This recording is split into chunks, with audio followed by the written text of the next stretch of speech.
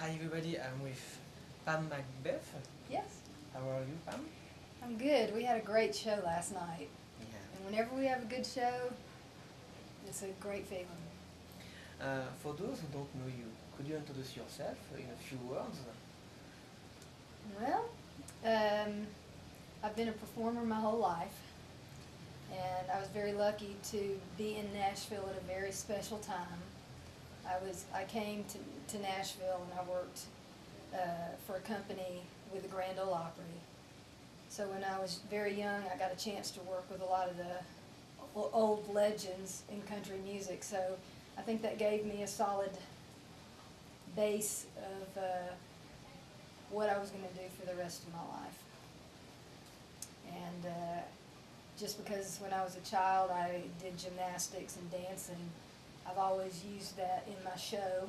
And sometimes it surprises people that you play the songs that you write, and then at the end of the show you do some dancing and you do some flipping, but it's part of the energy of who I am. Alright. How could you describe the country music that you play? I think that my music has a great respect of what people like Merle Haggard, Dolly Parton, Emmylou Harris. It has respect for what they did. But what I try to do is incorporate what's happening today and who I am. So it's a mixture of tradition meets today. Alright, this is new country. Well, I don't want to say it's new country because I think that the new country has taken a direction to very marketable pop.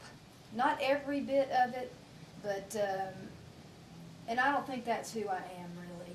I think my music is deep-rooted, with tradition, and that's why I say tradition meets today. I think there's a feel of I don't want to try to recreate what was done in the past, but I want to try to continue on with the tradition and just make it up to date. I don't want to be like what Dolly Parton was. I want to take her inspiration and be who I am. I have heard that a car accident had changed your life. Yes. Could you tell us more about it? I can. It was a very important part of my life because I was on the way to a show and I got hit in my Mustang in the front of my car by a drunk driver. And I think in that split second before I got hit, it sounds dramatic, but it really is dramatic. It made me change everything about what I was doing.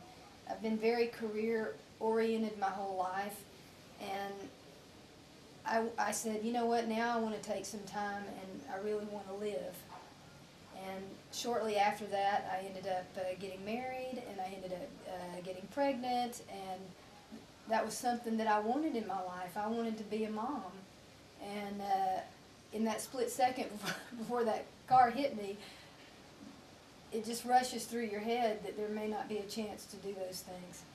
Okay, so the end of the story is a good thing. It is. It changed my life in the sense that the things that I never did before, or the things I didn't take time for, and I was very driven with my work, now I take time to enjoy. Okay. Did you take time to enjoy France or Switzerland? Yes. First of all, let me just tell you, when you hear French people speak, it doesn't matter what they're saying. It sounds beautiful. It can be, can I get you a cup of coffee, and you can get me anything you want. Even with my French accent? Oh, it's beautiful. It's a beautiful language. And one of my favorite things that I just did is I took my son to Paris, and he really wanted to go to the top of the Eiffel Tower, and we went and did that. But I did everything. I went to Notre Dame, and I had a crepe with the chocolate paste on it, and I went to the Louvre, and I didn't have a lot of time, so I just picked the beautiful things out. So I've had time to be in Paris and enjoy it, and I've done it more than once. And I took my son to Euro Disney when I had a show there, so I've had a chance to see that. And couple of weeks ago I played Cambrai, France, and the rolling hills there were beautiful. But there's a lot of France I haven't seen, and I want to see it. Do you write songs? I do write. How do you write a new song? I just finished one this week, and I was watching something on the news, and it brought something up inside you. It's almost like it's already there, and then you see something, and it just comes out of you. And usually what I do is I have an idea for a song, and then I sit down with my guitar, and I begin to play around with the chords, and then sometimes, not all the time, but sometimes it just definitely comes right out. I know after my father died, he died back a few years ago, I wanted to write a song about what I was feeling, but I didn't want it to be a sad song, so I wrote something that's kind of a tribute to him, and it's called A Part of Me, which is the title cut of my CD. And yeah, it just, I play it every show, and I dedicate it to him, and there's not one show that somebody doesn't come up and say, I lost my son, or I lost my, wife or something, and it touches them, and that's what you want to do. You want to try to touch the people with your music. Okay. Since 2000, you often tour in Europe. Yes. What do you like so much in Europe? Well, I was lucky that I was able to tour the United States, and I've seen a lot of the United States, not all of it of course, but most of it. But I think since I was a little girl and I heard the fairy tales of Peter Pan and the Tower of London and all these things, that it always had a mystical thing about it, like the Eiffel Tower, for instance. I feel like you just can't go through your life and not see that, or go eat a croissant in France. So it's something different and special that you just want to experience. And with my music, I want to be able to bring what I do and a part of me to Europe. All right. It's a good thing for us. Yeah, well, a lot of times people kind of tend to think Americans are a certain way, just like they may think the French are a certain way, or the Dutch. And for me, I've always had a more worldly life. I've traveled a lot, and I like to let people know that, not all Americans are like this or like that, whatever they think it is. Some are different. All right. What is the more exciting for you? Write song, play live, or record a new album? Well, they're all different. To write a song is to give a piece of your soul. So that's a very intimate kind of thing. To play live, especially like the crowd last night, it is so powerful to be able to reproduce the songs that you write and give them to the crowd. Recording is a whole different thing. It's quite more intense, and you've got to try to figure out how to bring the magic of what you do live into the recording studio. And so they're all three different things, and I think that I like each one of them, but performing live and being able to get your music out there to people and hear their reaction is really awesome. All right. You are here for the Country Music Festival of Interlaken. Yeah. What this event mean to you? Well, I had wanted to be here for a long time, but the scheduling didn't work out. And this is an area that I like. France. I haven't played so much in France, and I haven't played so much in Switzerland. And I thought that this would be the festival to really get my name out there to the Swiss people and my music, and get an opportunity to see the beautiful landscape. All right. You are here to promote your last album, A Part of Me. Yes. Could you tell us what this album means to you? Well, I didn't plan to make it an album, but